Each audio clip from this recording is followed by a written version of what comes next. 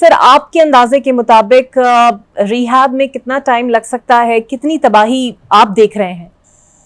सबसे पहले भी ये स्केल होता है कि आप देखें कि कितने जानी नुकसान हुआ है, तो वही जानी नुकसान भी बहुत ज्यादा हुआ है और 300 से ज्यादा अमवात और शहादतें अभी तक कंफर्म हुई है और मजीद भी बहुत से लोग लापता है और उनकी तलाश जारी है। आज मैं खुद बुनेर गया तो एक जगह मैं खुद खड़ा रहा, वही से 2 डेड बॉडीज को निकाला गया जो इसी तरह मलबे के अंदर पड़े हुए थे। तो इस तरह वही भी जारी है। मेरे जो आबाई जिला है शांगला में भी अभी तक 6-7 बंदे लापता है, अभी तक उनकी डेड बॉडीज नहीं मिले हैं।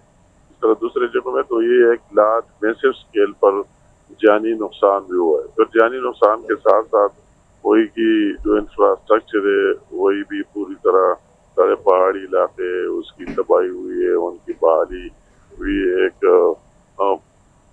अहम इशू है कि उसको जल्द से जल्द रिस्टोर किया जाए, बहाल किया जाए, क्योंकि इतने बड़े पहाड़ की टाप से नीचे लोगों को आना जाना कई किलोमीटर इंतहाई मुश्किल काम। बिजली का निज़ाम भी दरहम बरहम हो गया है। अमीर मुकाम साहब, आप जिस तरह फरमा रहे हैं sir, obviously this is actually not the time of politics, और आप नुकसान तो बता रहे हैं, लेकिन जो लोकल मशीनरी है जो इस सारे प्रोसेस के अंदर काम कर रही है, कितनी विजिलेंट आपको नजर आ रही है?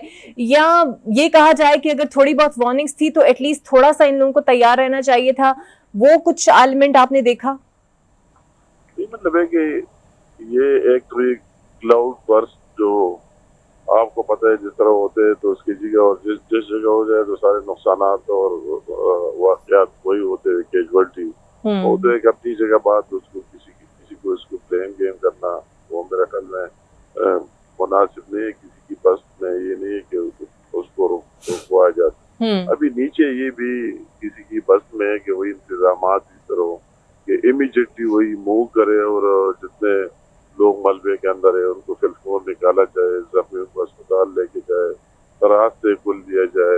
इसी पर ये फिर इंसान की बस की बात है और गवर्नमेंट की बस की बात है और आवाम की बस की बात है कि उसमें अपनी जितनी तेजी ला सकते ले आए।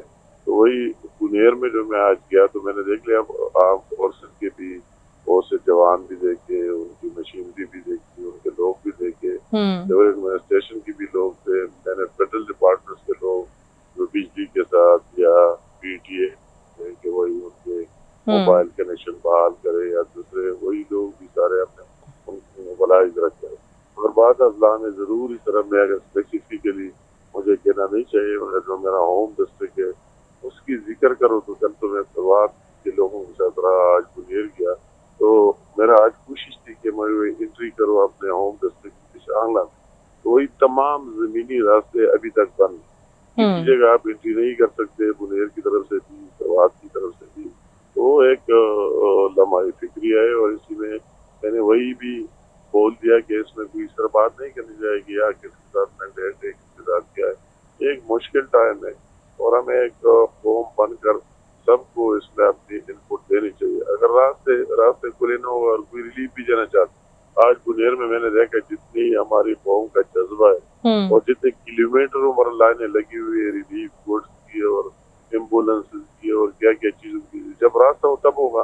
तो अगर रास्ते बंद हो, अगर कोई चाहे भी तो वही कुछ नहीं कर सकता है। तो इसमें हुकूमत को बिल्कुल इसी तरह काम कर लेना चाहिए, वार फुटिंग के कम से कम लोगों के जमीनी। और सर, विफाक किस तरह फैसिलिटेट कर रहा है इस तमाम तर सिचुएशन में?